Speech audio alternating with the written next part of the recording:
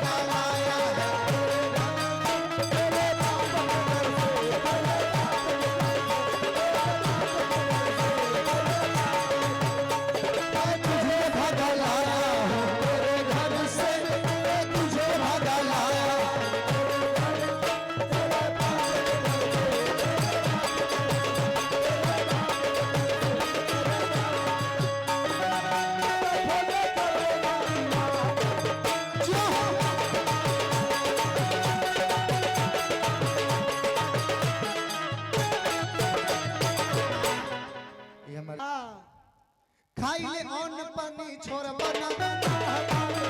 कौनो गलत संगत घर बना कितना पैसा देम चाचा रवा खाइले अन्न पानी छोड़ बना कौनो गलत संगत घर बना फिर 500 रुपए का पुरस्कार दिल से प्रणाम आशीर्वाद का प्रतीक्षा अपन हाथ को फर बना बियाह बात में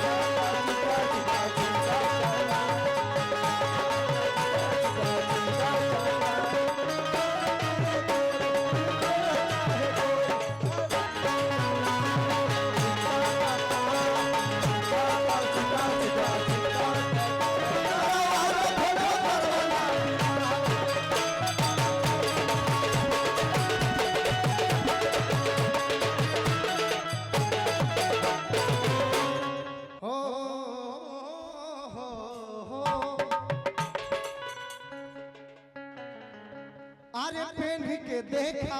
अरे हाय हाय इहे बाटे चाहना अकिन के ले आई बनी तीन थान जहाना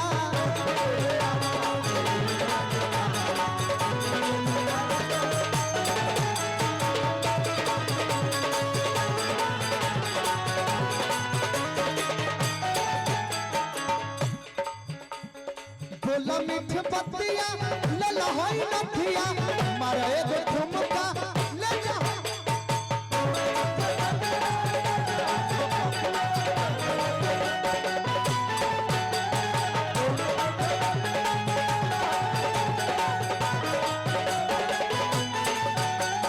सट के पजरवा गर्दन के हरवा सट के पजरवा गर्दन के हरवा ले जाए पतर को तू मानो मोर कहना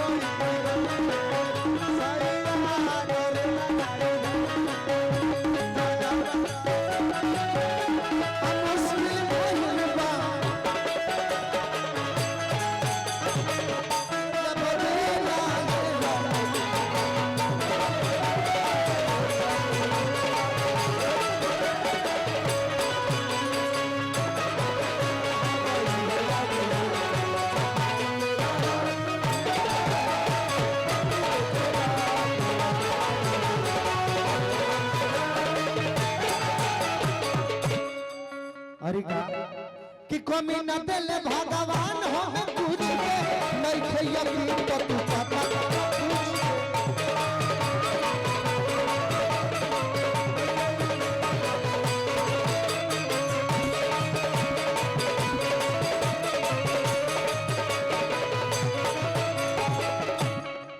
पुरस्कार नगेंद्र राय जी की ओर से पुरस्कार बा आशीर्वाद का प्रतीक्षा सुनील हमारा भाई के मम्मी भी एजा बैठल बाड़ी चाची भी बाड़ी वरुण जी के भाई मम्मी चाची सब लोग बा बहन भी बिया हमार देखा दिया दो बहन हमारे मंच पर बाड़ी कमी न देले भगवान हमें पूछ के नहीं खे यकीन तो पाता कोना पूछ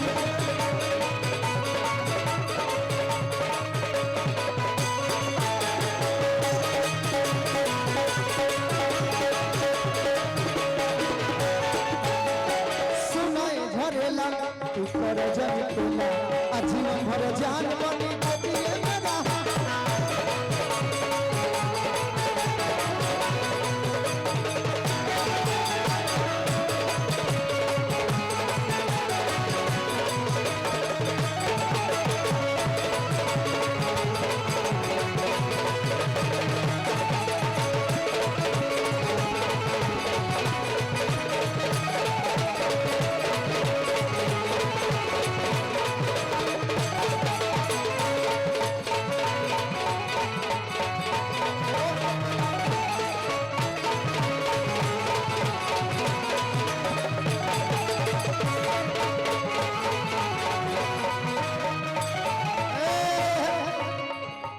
बंद करता नहीं जा फिर एक जगह हमने के एगो बड़ा का टाइम करे के बाद